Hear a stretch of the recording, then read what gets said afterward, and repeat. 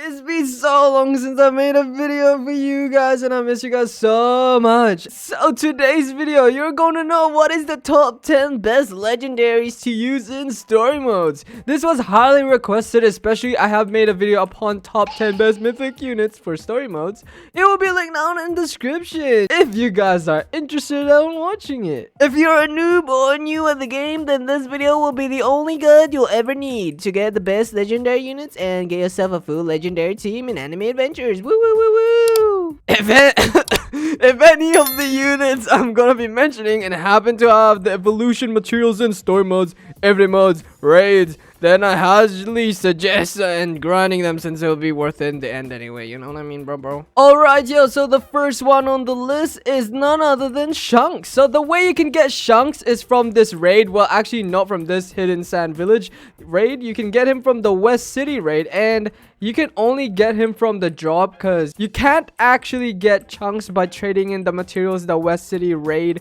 drops, because I don't know why, but you can only get him from the drop. So basically this is chunks. So hold on, I can't hear sounds, bro. So chunks right here. Okay, let's view him. Look at that, that's chunks right there. And I do recommend, since he is a legendary for the start off, to reroll a good trait on him, maybe like divine or unique. And when you get Shanks from the West City raid, you can actually evolve him. Look at that. You can actually evolve him. Once you have yourself a mini time machine, you can actually evolve him to a mythic unit. And look at that, plus 260% damage and heat dome. And then, you know, I recommend, as I said, to just like get a trait. You know, pretty nice. Oopsie. Come on, RJ. Oh, look at that, unique. Oh my god. Oh my god. Oh my god. I got myself unique. Anyway, continuing with the showcase. So, as you guys can see, I do recommend getting a unique on him if you do have a chance. And then, let's go ahead and showcase you guys on how good this freaking unit is. Alright, let's go ahead and spawn in Shanks, my boy.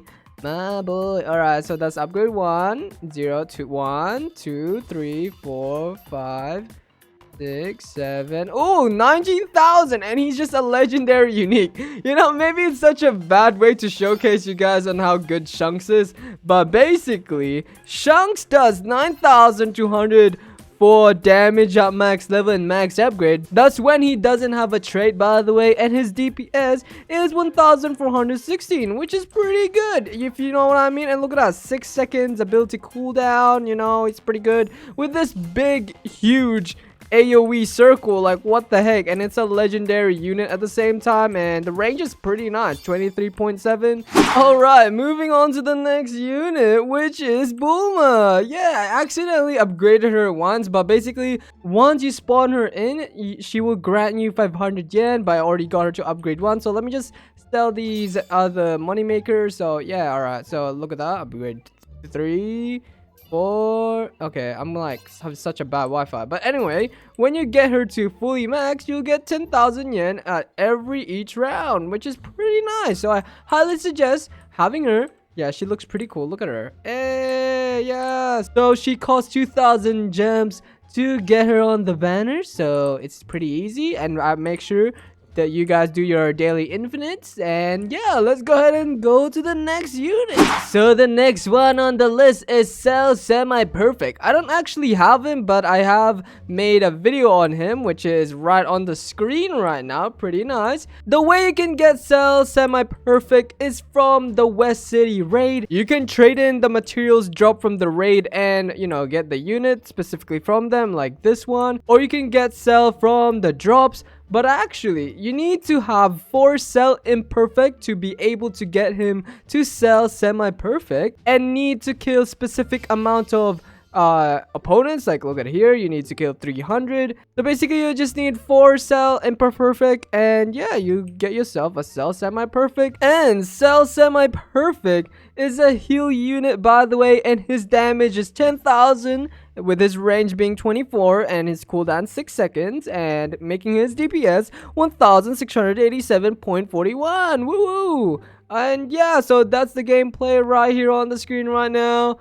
Woo woo woo. Alright. Okay, I've lost count what place we are in, but the next unit I suggest is having Geo. Geo's pretty cool, and look at him.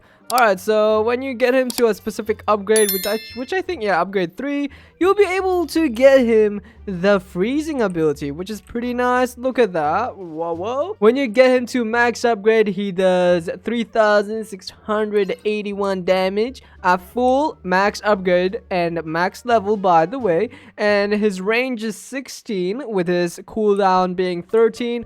And that means his DPS is 283.2. And you guys can see mine that is so different from the ones I'm reading out, but it's definitely fine because of the RNG.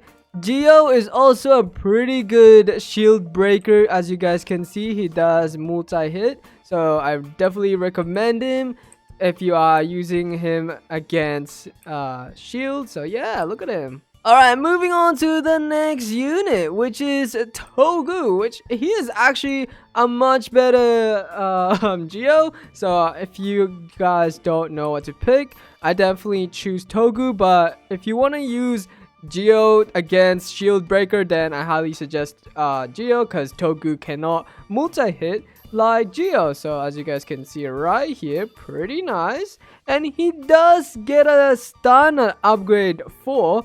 And yeah, and look at that, on upgrade 5 he got a brand new ability called Do Not Move, and that was his max upgrade. Woo! And at max upgrade he does 11,000 damage and max level, by the way, and his range is 27. His DPS is 920.41, making his ability cooldown 12 seconds. So he's not too bad, which is pretty nice, as he does stun at upgrade 3, not upgrade 4, by the way. I think he is a must-have in your team, so I definitely recommend. Yeah. Alright, moving on to the next unit, which is Orwin. Orwin is such a good beginner level unit, and I definitely recommend trying on getting Godspeed trait on him. As you guys can see, I have him on Godspeed, which is pretty nice, and he can attack air units at the same time because he is a hybrid unit. As you guys can see, I can spawn him in the, on the hills. And as you guys can see, pretty nice. You can upgrade him. And when you get him to upgrade 3, you'll be able to buff your units by 20%. Like, look at this. Let me just spawn him on the ground for a second. As you guys can see, 193 damage. And when you do dedicate your hearts, he's gonna increase by 25% damage. Oh, not 20%. 25%? Oh, wow. Alright. And he does spawn quite a ton of horses as soon as you get him to max upgrade, but do keep in mind that my Orwin is probably different from yours, as mine has Godspeed. At max upgrade and max level, his horses have 10,000 health, which is pretty nice, so I definitely recommend having yourself an Orwin on your team. Alright, moving on to the next one, which is Gajur. He is a level 7, so do keep in mind that, and I'm keeping my Orwin. Alright, so Gajul is one of the legendaries in this list, yes, and he does 7,363.25 damage at full max upgrade and max level, which is pretty nice, and his ability cooldown 5.5 seconds, making his DPS 1,338, which is pretty nice. Yeah. I've been saying pretty nice too much. Let's say it's pretty pog. Alright, as you guys can see, AoE. And I'm pretty sure there's another AoE right there. Yeah, look at that. AoE. Yeah, alright. Now let's just keep on upgrading my boy. And yeah, he is pretty weak. My Gajul is pretty weak, of course.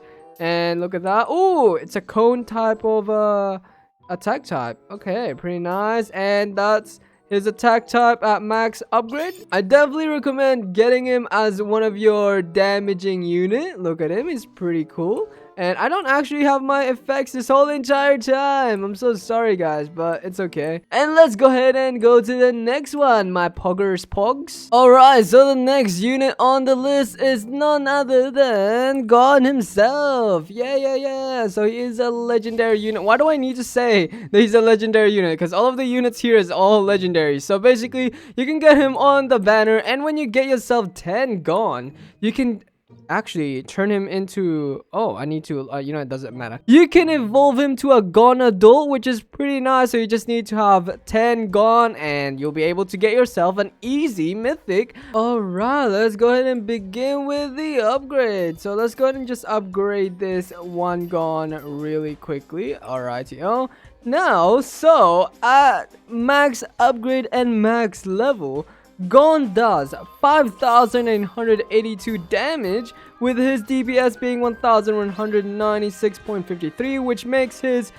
ability cooldown 5 seconds. So he is a must-have for sure if you can't decide what unit you want.